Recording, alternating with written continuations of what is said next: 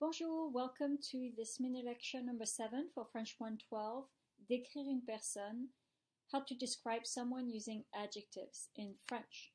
So we're going to start with your worksheet, which you should now have. You can download it off of Blackboard, you can print it if you have the ability to do so, or at least have it open as a Word document, and you'll be filling it out step by step throughout this lesson. So first, les professions. So as you can see here on the image, we have non masculin, non féminin. And how do we get the feminine form? Can you just take a look? And you see the article changes and then the ending of the noun changes, right? Un ingénieur, une ingénieure. When a noun refers to a person, the gender is determined by the person's sex, right? So if it's a male engineer, you would say un ingénieur. If it's a female engineer, you would say une ingénieure. In general, you form the feminine form by adding an E to the masculine noun. Note that the pronunciation may change. Répétez après moi, un ingénieur, une ingénieure. Does the pronunciation change here? Un ingénieur, une ingénieure. It doesn't. However, if you look here, you'll see the noun changes more drastically, right? And the pronunciation too as well. Feel free to repeat after me as I read through these vocabulary words. Un musicien, une musicienne. Un champion, une championne. Un cuisinier, une cuisinière. Un serveur, une serveuse.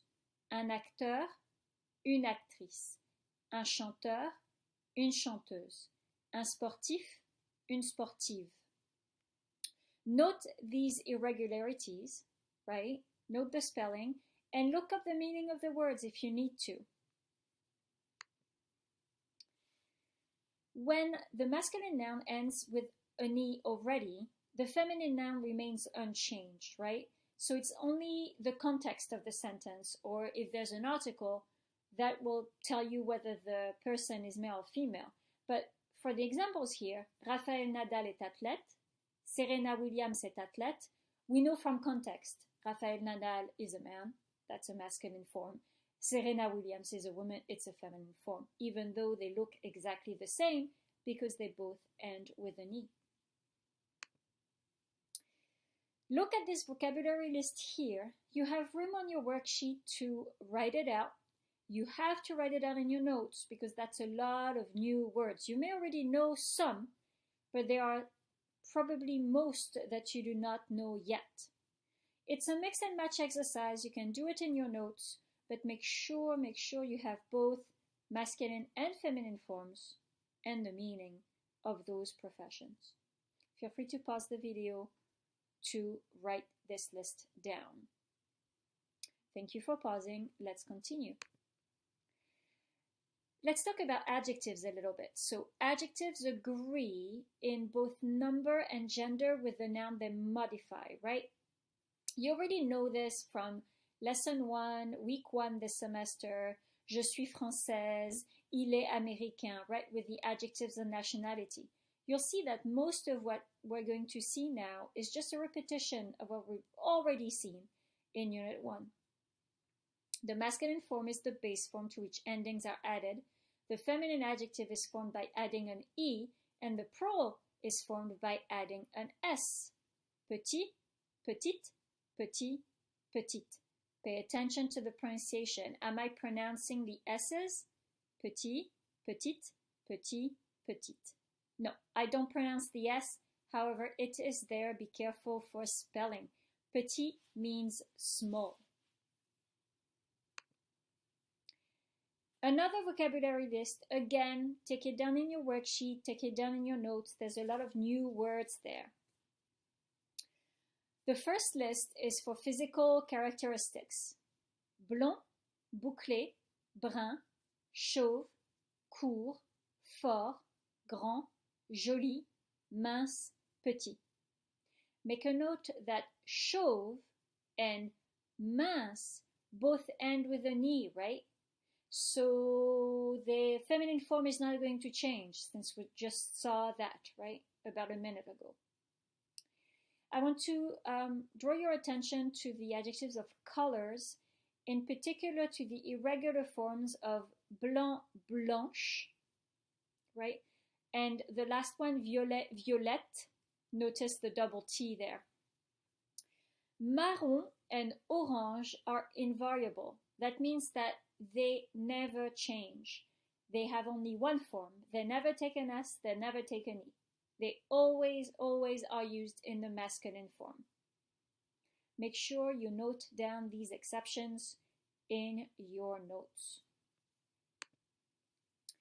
It's time for some practice. As always, this is preparing you for your quiz on Blackboard. Pause the video, do this fill in the blanks exercise, make sure that the adjectives are agreeing with the noun they modify. This is the most important takeaway in this mini lecture. Adjectives agree in gender and number with the noun they modify.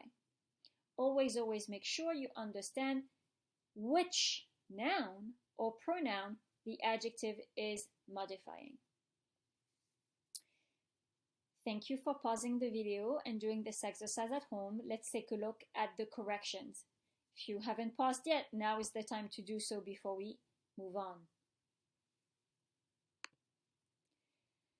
The corrections, I want to point out three adjectives in the second exercise head there, in the second little text, ma grand-mère.